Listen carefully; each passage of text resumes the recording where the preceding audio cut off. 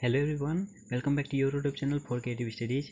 आज इस सेशन के माध्यम से हम लोग देखेंगे BANS 183 के लिए इंपॉर्टेंट क्वेश्चन विद आंसर। जैसे कि गाइस, इससे पहले हम लोग और भी क्लासेस ऑलरेडी कर चुके हैं। जो भी अभी तक इससे पहले वाली क्लासेस नहीं की है उसको जरूर कर लीजिए। इसका एक प्लेलिस्ट बना दिया गया है BANS 183 के नाम से, जिसका लिंक जो डिस्क्रिप्शन बॉक्स में और कॉमेंट बॉक्स में पिन किया हुआ सबसे ऊपर में मिल जाएगा। आप उस लिंक से जाके सारे के सारे क्लासेस कर सकते हैं। ओके गाइज, चलिए आज हम लोग इस सेशन में हम लोग देखेंगे जैसे कि ख नंबर में एग्जाम क्वेश्चन हैं आपके। उपयुक्त उदाहरणों के साथ विरासत स्थलों के परीक्षण और संरक्षण पर चर्चा करें। देखिए, ये इंपॉर्टेंट क्वेश्चन रहेगा, मोस्ट इंपॉर्टेंट। क्योंकि ये जो है ना आपके असाइनमेंट के क्वेश्चन 2022 के एग्जाम में पूछा गया और 2023 के जो होने वाले एग्जाम में उसमें भी ये क्वेश्चन देखने को मिल रही है। तो ये हो सकता है कि आपके एग्जाम के दृष्टिकोण से इंपॉर्टेंट हो, तो इसको देखना बेहद ज़रूरी है। ओके, चलिए हम लोग स्टार्ट करते हैं आज के सेशन को। जैसे कि आप क्वेश्चंस दे हैं, उपयुक्त उदाहरणों के साथ विरासत स्थलों के परीक्षण और संरक्षण पर चर्चा करें। इसमें क्या कहा जा रहा है इसको देखते हैं हम लोग। आज कोशिश करेंगे इस सेशन के माध्यम से 2 क्वेश्चंस को सॉल्व करने के लिए, एक्सप्लेन करने की। ठीक है, तो बने रहिए। और इसमें कहा जाता है ताजमहल भारतीय शहर आगरा में यमुना नदी के दक्षिण तट पर एक हाथीदांत सफ़ेद संगमरमर का मकबरा है। ये जो ताजमहल के बारे में आप जानते होंगे कि जो वर्तमान समय में उत्तर प्रदेश के आगरा में स्थित है, जो यमुना नदी के दक्षिण तट पर स्थित है। ठीक है, ये जो है सफ़ेद संगमरमर से बनाया गया एक महल है, जो हाथी दांत के सफ़ेद संगमरमर से बनाया गया था। ओके, उसके बाद ताजमहल को 1983 ईस्वी में यूनेस्को को विश्व की विरासत स्थल के रूप में नामित किया गया था। यानी ताजमहल जो वर्तमान समय आगरा में जो उत्तर प्रदेश में स्थित है, उसको जो 1983 में यूनेस्को की एक विरासत जो है यूनेस्को के द्वारा जो है ना, देखिए यूनेस्को के द्वारा उसमें देखा जाता है कि कौन कौन से ऐसे मकबरा हैं, स्थल है, मंदिर हैं, ऐसे कौन कौन सी चीज़ें हैं, स्थल हैं जो बहुत ही खास है, यूनिक हो। और वहाँ पे दार्शनिक स्थल भी हैं और बहुत सारे ऐसे लोग हैं जो वहाँ पर तीर्थयात्री करने के लिए, यात्रा करने के लिए, घूमने के लिए आया करते हैं। ठीक है, तो उनमें से जो है यूनेस्को की विश्व विरासत के रूप में ताजमहल को भी चुना गया है 1983 ईस्वी में। उसके बाद कहा जाता है भारत में मुस्लिम कला का गहना और दुनिया की विरासत की सार्वभौमिक प्रशासनिक कृतियों में से एक है। ताजमहल जो है अपना मुस्लिम हो गया, मुस्लिम कला का गहना और दुनिया की विरासत के रूप में एक मकबरा स्थिल है। यह ताजमहल के बारे में बोल रहा है। इसे कई लोगों ने मुगल वास्तुकला का सर्वोत्तम उदाहरण और भारत की समृद्ध इतिहास का प्रतीक माना है। ताजमहल को जो है ये मुगल साम्राज्य के वास्तविक तरीके से सर्वोत्तम उदाहरण बताया है कि मुगल साम्राज्य के बारे में। उसके बाद कहा जाता है ये समृद्ध जो है पूरा भारत का एक मतलब ताजमहल जो है प्रतीक माना जाता है। बहुत सारे ऐसे विदेशी गण हैं जिसके बारे में अगर बोलता है ना कि कहाँ के निवासी हो, आप बोलोगे भारत। अच्छा, वो ताजमहल वाला भारत, जी हाँ वही ना, मतलब प्रतीक माना जाता है। एक प्रकार का ताजमहल से भी हमारा भारत का पहचान होती है।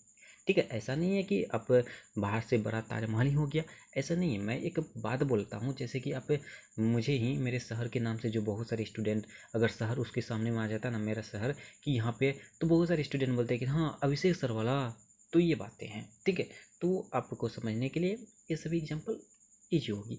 उसके आगे कहता है 2007 में इसे विश्व के नए 7 आश्चर्य पहल विजेता घोषित किया गया है। 2000 से 2007 ईस्वी के बाद में कहा जाता है कि ताजमहल को जो है विश्व में ये सातवें अजूबा आश्चर्यजनक चीज़ों में से एक में घोषित किया गया है। यानी कि अंडर 10 में ये ताजमहल को घोषित किया गया है, वो भी 7वां स्थान पर, 7वां श्रेणी पर। ठीक है, ये बातें हैं। और उसके भारतीय संदर्भ में जब हम धरोहर स्थलों की चर्चा करते हैं तो ताजमहल सबसे अधिक देखी जाने वाली और सार्वभौमिक रूप से जाने जाने वाली जगह है। यानी अगर हम लोग के दर्शन संदर्भ में, हम लोग भारतीय संदर्भ में कहा जाए, यानी कि भारत के अंदर से भी देखा जाए, तो ताजमहल एक ऐसा धरोहर है, ऐसा मकबरा है जिसमें जो सबसे अधिक जाने वाले लोग हैं, यानी कि सबसे अधिक जाने वाले और उसके सार्वभौमिक रूप से ये जाने वाले जगह है। यहाँ पे अब सभी को, बहुत सारे ऐसे लोग हैं जिसका ड्रीम होता है कि नहीं मैं ताजमहल घूमने जाऊँगा, बहुत सारे का होता है। ठीक है ना, तो ये बातें हैं। उसके बाद कहा जाता है बेगले एक थिंकर थे, नोबेल उन्होंने कहा है 1779 ईस्वी में कि नोबेल पुरस्कार विजेता कवि रविन्द्रनाथ टैगोर ने ताजमहल को समय के गाल का आंसू पर निर्मित किया। कि मतलब ताजमहल के बारे में उन्होंने निबंध लिखा, कविता लिखा, कहानी लिखा, स्टोरी लिखा, पुस्तक लिखा, जिसमें कहा था कि समय के गाल पर आंसू, ताजमहल के बारे में कहा है समय के गाल पर आंसू। ठीक है, तो वर्णित किया था। जबकि विश्व यात्री एलेनोर रूजवेल्ट ने महसूस किया कि इसका सफ़ेद संगमरमर वास्तविक प्रेम की पवित्रता का प्रतीक है। जैसे पहले ही शुरुआत में ही बता दिया गया है कि ताजमहल जो है हाथी दांत के सफ़ेद संगमरमर से बनाया गया था। उसी में एक जो है यात्री थे, विदेशी यात्री, विश्व यात्री, उन्होंने क्या कहा है कि जैसे ताजमहल के बारे में ये जो है कि ये जो है एक वास्तविक प्रेम का एक प्रतीक है, क्योंकि इन दोनों कथनों में मकबरे की रोमानियत की संकेत करता है। माना जाता है कि मुगल सम्राट, ये जो आपको भी पता होगी, ये जो है आपका ताजमहल किसने बनवाया था? शाहजहाँ ने बनवाया था। किस लिए बनवाया था? अपने धर्मपत्नी की यादगार में बनाया था, जिसका नाम मुमताज़ था। इसी पत्नी के नाम पर उसको मुमताज़ महल के नाम से भी जाना जाता है। और ये जो है, तो ये सब चीज़ें हैं, ठीक है ना। तो इसी के माध्यम से जो ना मुमताज़ और शाहजहाँ की प्रेम कथा को देखते हुए एलेनोर रूजवेल्ट ने महसूस किया कि ये जो सफ़ेद संगमरमर है, ये प्रेम का प्रतीक माना जाता है, ठीक है। उसके बाद कहता है, कोच 2005 बताती है कि शाहजहाँ के प्रारंभिक इतिहासकार मोहम्मद अमीन काज़नी ने 1630 ईस्वी के दशक में मुगल साम्राज्य की शक्ति के निशान के रूप में स्मारक का एक सुंदर विवरण दिया है। यानी कोच बताते हैं कि 2005 ईस्वी में इन्होंने बताया कि शुरुआती तौर पर जो इतिहासकार जैसे थे एक मोहम्मद अमीन काज़नी, इन्होंने जो है 1630 ईस्वी के बारे में कहा है कि मुगल साम्राज्य के जो कि निशान के रूप में, एक प्रतीक के रूप में ये ताजमहल छोड़ा हुआ है, ठीक है। एक सुंदर विवरण बताया है। उसके बाद मकबरा न केवल शाहजहाँ की प्रिय पत्नी मुमताज महल के लिए शानदार दफन स्थान है, बल्कि सम्राट के मुख्य इतिहासकार अब्दुल हामिद लाहौरी द्वारा उनकी काम में बताए गए पद के सम्राट की शक्ति और महिमा का भी प्रमाण है। तो सिर्फ इसके बारे में बताया जाता है, ताजमहल जो है सिर्फ हम लोग मुमताज़ महल के नाम से नहीं जानते हैं, बल्कि वहाँ जो मुग़ल साम्राज्य के जो हैं सम्राट जो थे, उसके इतिहासकार में एक अब्दुल लाहौरी थे, उनके बारे में भी बताते हैं और उसकी शक्ति और महिमा के बारे में बताते हैं। तो अब देखिए, ठीक है। तो ये रहा आपका विरासत स्थल के बारे में। और नेक्स्ट आपका क्वेश्चन रहेगा पर्यटन मानव विज्ञान की कुछ नवीन दिशाओं के बारे में लिखी है, यानी कि पर्यटन के मानव विज्ञान के बारे में जो नया तकनीकें हैं, नया दिशाएं हैं, उसके बारे में बताने को कहा जा रहा है। तो इसमें क्या कहा जाता है, पर्यटन में साधनों के विकास के साथ तेज़ी से इजाफा हो रहा है। यानी पर्यटन के जो साधन हैं उसमें काफ़ी ज़्यादा तेज़ी गति से ये इफाज हो रहा है, विकसित हो रहा है। उसके बाद आज के देश में जीडीपी में पर्यटन उद्योग की भागीदारी लगभग 9.5% हो गया है। इसके जो जीडीपी जो है पर्यटन में, इसका लगभग 9.5% हो गई है। इससे नए रोजगार उपलब्ध हो रहे हैं। उड़ान जैसी नई योजना के अंतर्गत देश के बड़े छोटे हवाई अड्डे का विकास किया जा रहा है। इसके माध्यम से ये सभी देख रहे हैं, रोजगार मिल रहे हैं, नए हवाई अड्डे, छोटे बड़े सभी चीज़ों के प्रकार के हवाई अड्डे का विकास हो रहा है। उसके जिस देश में आंतरिक हवाई सफ़र आम नागरिकों की पहुँच में आ गया है, जैसे कि जो छोटे नागरिक हैं, जो मतलब कमज़ोर नागरिक हैं, गरीब नागरिक हैं, उसके लिए भी ये हवाई जहाज़ जो ना पे पहुँच चुकी है, नागरिकों के लिए भी। उसके तो पर्यटन की मांग 1990 के दशक से तेज़ी से विकसित हुई है। पर्यटन की जो मांगें हैं वो 1990 के बाद जो ना काफ़ी ज़्यादा विकसित होने लगी कि नहीं, पर्यटन हमें भी मिलना चाहिए। और पर्यटन उद्योग को प्रभावित करने वाले कारकों की पूरी श्रृंखला में को अभूतपूर्व तरीके से बदल रही है। और इसके जो भी पर्यटन उद्योग को जो भी प्रभावित करता था, जो भी नुकसान दिया था, उसके लिए जो ना काफ़ी ज़्यादा मतलब कि श्रृंखला के अभूतपूर्व तरीके से बदल रही है, उसमें जो भी बदलाव कर रही है।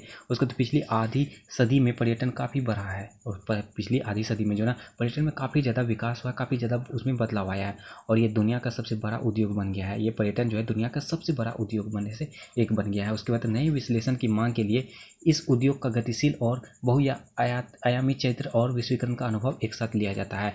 ये जो है इसका विश्लेषण के मांग के बारे में बताया जाए कि तो उद्योग का गतिशीलता जो है और इसकी जो है अनेक प्रकार के आयाम चरित्र के बारे में और विश्वीकरण का अनुभव एक साथ लिया हो गया है। उसके बाद विकासशील देशों में आर्थिक विकास को प्राप्त करने के लिए एक विधि के रूप में पर्यटन की वांछनीयता ने कई प्रश्न उठाए हैं। इससे जो विकासशील देशों को जो है उसकी आर्थिक विकास है, उसके इकोनॉमिक प्रोग्रेस के लिए जो है ना जो प्राप्त होती है उसकी विधि जो नियम है, उसके रूप में पर्यटन के जो है बहुत पर्यटन पर काफ़ी ज़्यादा प्रश्न उठाए गए हैं। उसके बाद जिसके कारण मानव विज्ञानी और सामाजिक वैज्ञानिकों द्वारा प्रभाव का मूल्यांकन अध्ययन किया गया है, जिसके माध्यम से जिसके कारण से जो ना वो मानव विज्ञानी जो है उसके और सामाजिक वैज्ञानिकों के बारे में जो ना उसको काफ़ी ज़्यादा अध्ययन मिला है। इसलिए पर्यटन के प्रभाव जटिल और विरोधाभासी हैं। ये जो है पर्यटन का प्रभाव जो है काफ़ी ज़्यादा कठिन है और प्रभाव विरोधाभासी भी है। मानव विज्ञान द्वारा पूछा गया मुख्य प्रश्न मतलब कि किसके लिए विकास, यानी पर्यटन पर जो है सवाल जो उठाए गए थे वो था किसके लिए विकास किया जा रहा है। रिसॉर्ट्स या लग्जरी होटल या गोल्फ कोर्स जो बनाए गए हैं वो कैसे स्वदेशी या स्थानीय आबादी को लाभान्वित करेंगे। ये सभी प्रश्न पर्यटन पर पूछा गया था। और एक और सवाल उठाया जाता है वह यह है कि स्थानीय समुदाय पर्यटन उद्योग कैसे देखते हैं। यानी वहाँ के जो ना स्थानीय जो है, जो क्षेत्र के स्थानीय है, वो समुदाय जो है वो पर्यटन उद्योग को किस तरह से, किस भाव से देखते हैं। इन चर्चाओं से कुछ बदलाव आए और कुछ मुद्दों को सबसे आगे रखा गया, जैसे कि स्थानीय भागीदार, पारिस्थितिक सत्ता, सांस्कृतिक अखंडता और पर्यावरण शिक्षा आदि। ये सभी को प्राथमिक यानी कि अच्छे पद पर रखा। उसके तो मानव विज्ञानी पर्यटन के बारे में अधिक बारीक दृष्टिकोण सामने ला रहे हैं, जिसमें इसे रणनीति के रूप में देखा जाता है। ठीक है, वह तेजी से अकादमिक पक्ष से अधिक व्यवहारिक पक्ष में चले गए हैं, और जिसके सकारात्मक और नकारात्मक दोनों परिणाम होते हैं। तो इसके बारे में कहा जाता है, यानी पर्यटन के बारे में जो उनकी रणनीति के रूप में देखा जाता है, वो तेजी के से जो ना इसके व्यवहारिक रूप में बच चले गए हैं। इसमें जो सकारात्मक हो गया, पॉजिटिव हो गया, नेगेटिव हो गया, सभी चीज़ों का इसका परिणाम मिलता है, रिजल्ट मिलता है। उसके बाद कहा जाता है नया दृष्टिकोण उन तरीकों को भी प्रदर्शित करता है जिसमें उद्योग की क्षमता पर समझौता किए बिना अपने सैद्धांतिक ज्ञान और क्षेत्र के अनुभव के साथ मानव विज्ञानी पर्यटन विकास परियोजना के नकारात्मक प्रभावों को बेघर करने में योगदान कर सकते हैं। इसमें एक नई अप्रोच भी देखने को मिली है, नई तरीके को भी देखने को मिली है, प्रदर्शित करता है, जिसमें जो उद्योग हो गए, पर्यटन उद्योग, उसकी जो कैपेसिटी है, क्षमता है, पर समझौता किए बिना ही उस पर जो उसके सैद्धांतिक ज्ञान, उसमें जो सिद्धांत ज्ञान होती है, उसके बारे में, उसके क्षेत्र के अनुभव के साथ जो है उसके पर्यटन में नकारात्मक प्रभाव को बेअकर का योगदान कर देती है। उसके बाद स्थानीय मानव सदस्यों, पर्यटकों, ट्रैवल एजेंटों और सामुदायिक योजनाकारों के विभिन्न दृष्टिकोणों को व्यवहारिक मानव विज्ञानी द्वारा लाया गया है। ये जो स्थानीय मानव सदस्य, वहाँ के जो, जहाँ पे ये उद्योग होती है, वहाँ पे जो इसके सदस्य हैं, वो उसके जो ना वहाँ के पर्यटक हो गए, जो उद्योगपति हैं, ट्रेवल एजेंटी हो गए, एजेंटो हो गया, सामुदायिक योजनाकार हो गया, ये अलग अलग अप्रोच को व्यवहारिक तरीके से इसको मानव विज्ञानी द्वारा लाया गया है इसके द्वारा। उसके बाद एक नए परिप्रेक्ष्य पर्यटन अध्ययन और अस्थायी पर्यटन प्रथाओं को गति के साथ एक नया दृष्टिकोण भी प्रदान करते हैं। ठीक है, उसके बाद कहा जाता है व्यवहारिक मानव विज्ञान का तर्क है कि स्थानीय समुदाय भी भागीदारी के बिना कोई परियोजना सफल नहीं हो सकती है। यानी कि वो व्यवहारिक मनोविज्ञानी जो है, व्यवहार के जो नियम है, आप व्यवहार जो चलाएंगे, व्यवहार जो है आपका, वो मानव विज्ञानी तर्क यह है कि जो वहाँ के स्थानीय समुदाय हैं, जो उस क्षेत्र के जो व्यवसाय के, जो उद्योग के वहाँ पे सदस्य हैं, समुदाय हैं, उसकी भागीदारी के बिना कोई भी परियोजना सफल नहीं है। आप मान के चलो, आप तो वहाँ कहीं उद्योग कर लिए हो, आप वहाँ के जो जनता आपके साथ नहीं है, या तो आप वहाँ योगदान नहीं दे रहा, तो आप वो सफल नहीं हो पाओगे, ये परियोजना सफल नहीं हो पाएगी। उसके बाद स्थानीय निवासियों को एक महत्वपूर्ण भूमिका प्रदान करने की अनुमति देकर मानव विज्ञानी विशिष्टताओं अर्थात स्थानीय क्षेत्रों में अनुकूलित मूल्यांकन और विश्लेषण की बात करते हैं। इसमें कहा जाता है मतलब कि ये पर्यटन उद्योग को विकास करने के लिए जो ना वहाँ के जो स्थानीय निवासी हैं उसको खुश करना होगा, उसको महत्वपूर्ण भूमिका देना होगा, उसको अहम समझना होगा, उसके मूल्यांकन करना चाहिए, विश्लेषण करना चाहिए, तब ही जाकर हम लोग सफल हो पाएंगे। उसके बाद स्थानीय आबादी के विशिष्ट इतिहास, राजनीतिक और सामाजिक तत्वों की पहचान करने में योजनाकारों की मदद करते हैं। ठीक है, उसके सांस्कृतिक संरक्षण की दिशा में पर्यटन योजना और विकास की पहल को निर्देशित करने में मदद कर रहे हैं।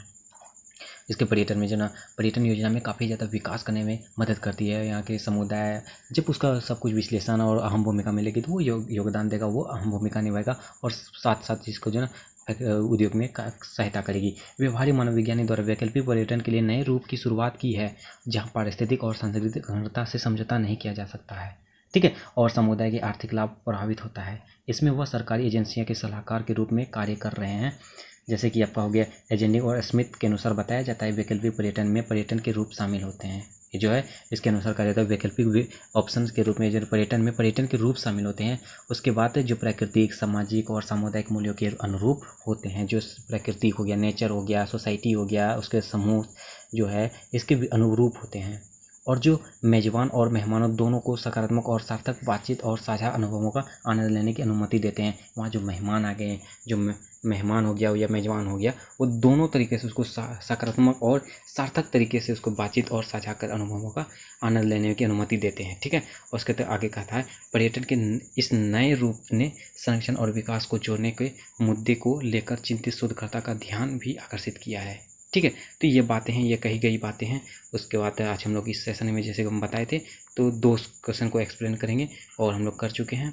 ठीक है, तो बस आज के सेशन में इतना ही, और आप सभी जो ना आई होप कि समझ गए होंगे। ओके ना। तो आज के सेशन में 2 सवाल हो गए और नेक्स्ट सेशन भी बहुत ही जल्द आने वाली है। ओके, तो हमारे चैनल को जरूर सब्सक्राइब कर लीजिएगा, बेल आइकन को जरूर क्लिक कीजिएगा ताकि जैसे ही नेक्स्ट सेशन अपलोड हो आपको नोटिफिकेशन मिल जाए। ओके ना। तो आज के सेशन में बस इतना ही रहने देते हैं और प्लीज़ मेरा एक्सप्रेशन कैसा था प्लीज़ डू कमेंट। उसके बाद अपने दोस्तों को भी शेयर जरूर करना। चलिए मिलते हैं नेक्स्ट सेशन में, तब तक के लिए थैंक यू।